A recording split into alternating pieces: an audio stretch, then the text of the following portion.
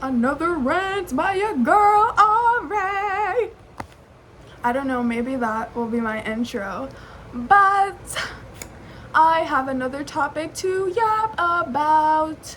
And this topic is gonna be on toxic mothers. I have a toxic mother. I am the oldest of six siblings, okay? And I'm the oldest, meaning I had it the fucking hardest. And my sister that's under me is 5 years younger than me. Shout out to you, baby girl, if you're out there watching this. Yes, I haven't seen my siblings in like 6 years because my mom kicked me out when I was 16. Yes, 16. How could she kick me out at 16? I don't know. But we laugh and we don't cry. And I've been seeing this topic online about I've been seeing parents come online saying like why their kids won't talk to them and stuff, and all I can do is wish that my mother would do that. She's never tried to reach out to me. She's never tried to call my phone, text me, anything. It's almost like she doesn't give a fuck. And ouch, ouch. My mother never protected me. We were never close, to be honest. And it hurts. It hurts, but I'm also in a phase where I don't want to be around anyone that doesn't love me. And when I say about love, I mean like everyone knows what a mother's love feels like. And I've never felt that from my biological mother. When my mother kicked me out, I went into the foster system, and I was very blessed to have found my godmother, who loves me deeply. I mean, she would go to hell and back for me, and it's the most beautifulest thing, you know what I mean? And I'm not even her real child. She took me in at an age where they say kids don't get taken in, I was at the teen shelter, and man, even though I made friends there, I have to say, those kids, I just hope someone did take them in, and like 16, 17 are such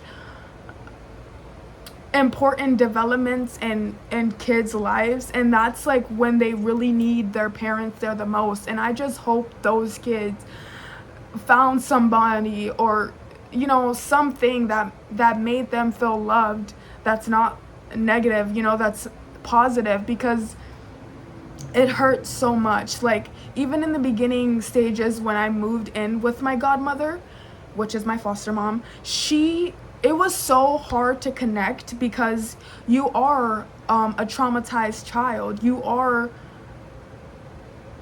like, you've been through so much that a kid should not go through, that it's almost like you are an adult and you're trying to battle the parent when you've almost been the parent almost your whole life in a sense.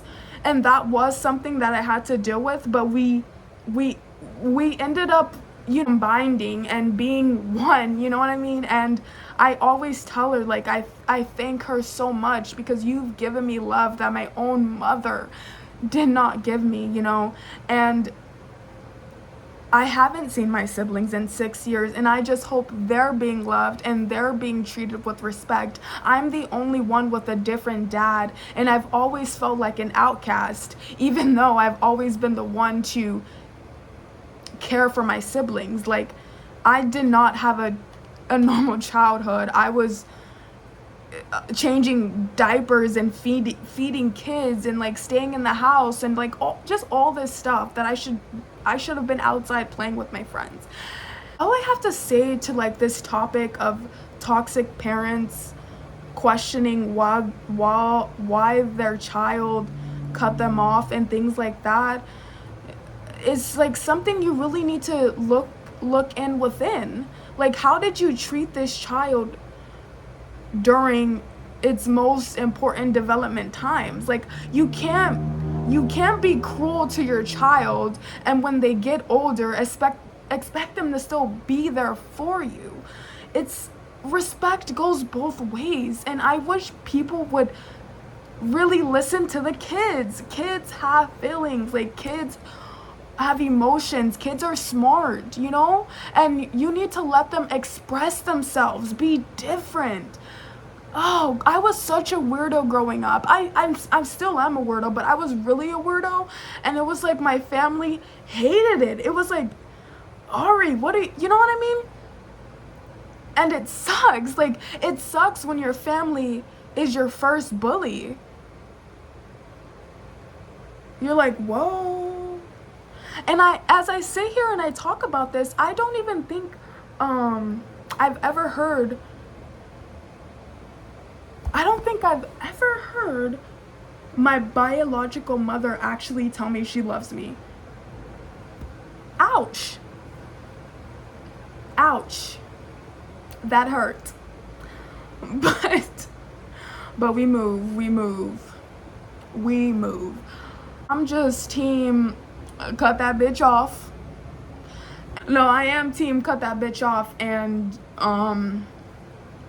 do you, like, really do you, and don't let anyone try to tell you how to go about your life, because people will tell you, but those are your parents. You only get one mother, you only get one father. But that mother wasn't being motherly. That father wasn't doing anything to make me look up like your father is supposed to be an example of what men should be like. And my father was a piece of shit. My mother was a piece of shit. So I can't look up to shitty people. And then, oh, don't get me on this part. There's a part of me that does sit back and think about my mother's life and how my grandmother treated my mother, and that being the way that my mother treated me. But it's like, no, I will not take, like, even though that's a part of the truth, because I know that's a part of the nuance of this whole thing, but I won't take that. I feel like once you have kids, there's a certain level that you need to be at. Like, when you have children, those children are your whole world until they turn 18. You need to be by their side. You need to be by their side in a loving, compassionate way, to where it's not pushing them. To where it's not pushing them away. You have to stop pushing your children away. Please.